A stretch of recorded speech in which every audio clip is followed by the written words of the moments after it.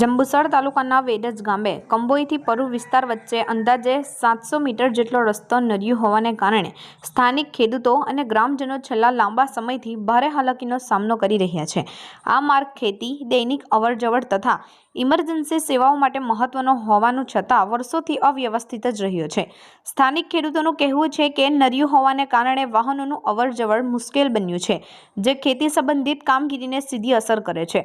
પાકની ધુલાણી, ખેતરમાં જવું અને માર્કેટ સુધી પહોંચવાની કામગીરીમાં ખેડૂતોને વારંવાર મુશ્કેલી સર્જાય છે।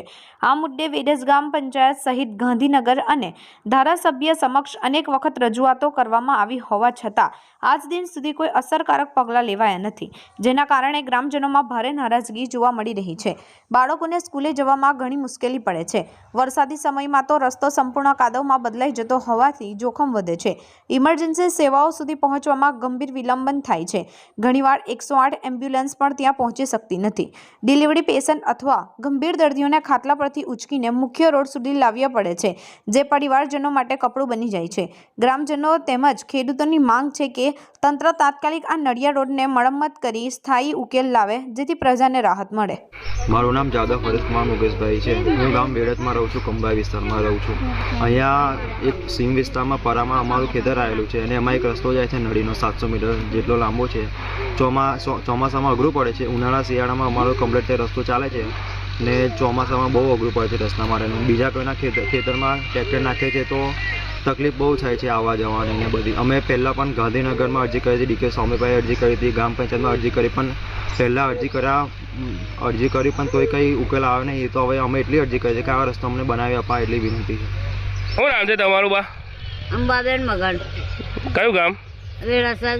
બાન્ય નહીં વેળાસર। શું સમસ્યા હતી તમારે? હે શું સમસ્યા હતી? આ રસ્તાનો અમારે સમાચાર છે। આ નદીમાં અમારે પાણીમાં કઈ લઈને જવું? રાત દાડો ચુમાહામ અમારે ચુમાહાનું જ અઘરું છે, બીજું કશું અઘરું નહીં ભાઈ। આ છોકરા અમારે કઈ લઈને જાય રાતના પર, એટલે લોકો અમને શીરા પર જવા દેતા નહીં ભાઈ। આ રસ્તો અમને કરી આલો। રસ્તાની નદીઓ હોય પણ રોડ બનાવેલા તો આપણી નદીએ શું ગુનો કર્યો? સરપંચને કીધા તો કે થશે હા અમારા બોલાઈ હોય જા ના બોલાઈ જા। શું છે નામ તમારું? રમેશભાઈ સંપતભાઈ જાદવ વેડજ। કંબોયા વિસ્તારથી પરા તરફની જવાની નળી અમે ઘણીવાર રજૂઆત કરેલી છે, પણ છતાંય પંચાયત કશું કરવા તૈયાર છે નથી।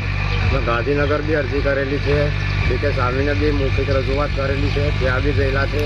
પંચાયતને બી લિખિતમાં આલેલું છે, ડીકે સ્વામીને બી આલેલું છે। 700 થી 800 મીટરની નળી એ બી મંજૂર થયેલી છે, છતાં એની કાર્યવાહી આગળ કશી કરવામાં આવતી નથી। શું છે નામ તારું? જાદવ વિક્રમભાઈ સરદાર।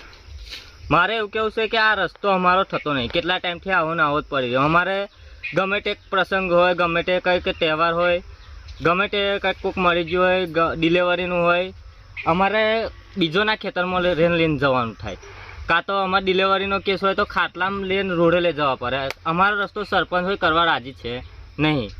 અમે ડીકે સ્વામી પાસે હોય જઈને આવ્યા તો એ રસ્તાનો હજુ કશું નિકાલ આવ્યો નહીં। બીજું કે અમે ગાંધીનગર અરજી નાખી તો એનો કંઈ એ આવ્યો નહીં। અને સરપંચ એવું કહે કે પેટા પરું લાગે। પેટા પરું કેવી રીતના લાગે અમારું? જ્યારે એમને ઓંટ લેવાના હોય તે ઘરે પેટા પરું નહીં લાગતું? મારે એવું કેવું છે। એટલે અમારે રસ્તો જોઈએ, બીજું કશું નહીં, જેમ તેમ કાંઈ અમારો રસ્તો બનાવેલો બસ, બીજું કશું કહેવું નહીં મારે।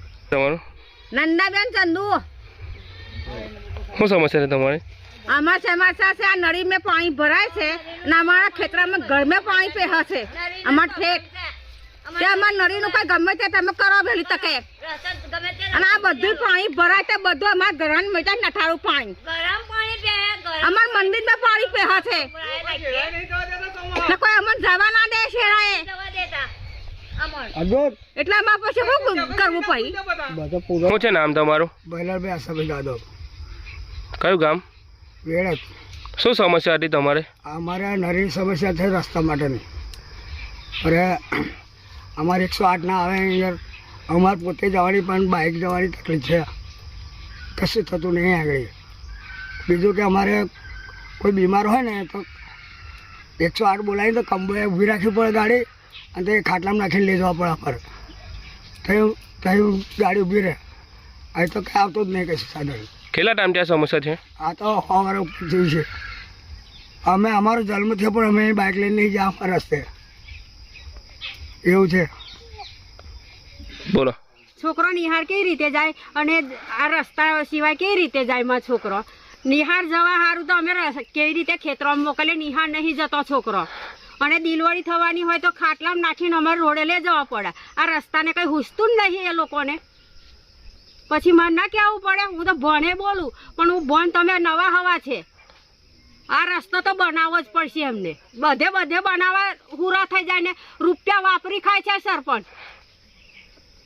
એમનું બધાનું કરે અને બીજાનું કરતા નહીં. બધી નળીઓ થઈ તારે બધી નળીઓ થઈ જાય. રોડ બના હાઈવે તો હઈ કામ નહીં અમને ફવાઈ પડાતું. શું છે નામ તમારું? જાગૃતિબેન મહેશભાઈ જાદવ. શું સમસ્યા છે તમારી?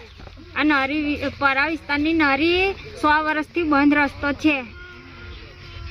તે કોઈને દેખાતું નહીં, અધિકારીને, સરપંચને નહીં, સભ્યોને નહીં. હહોના વિસ્તારનું જ કરા છે.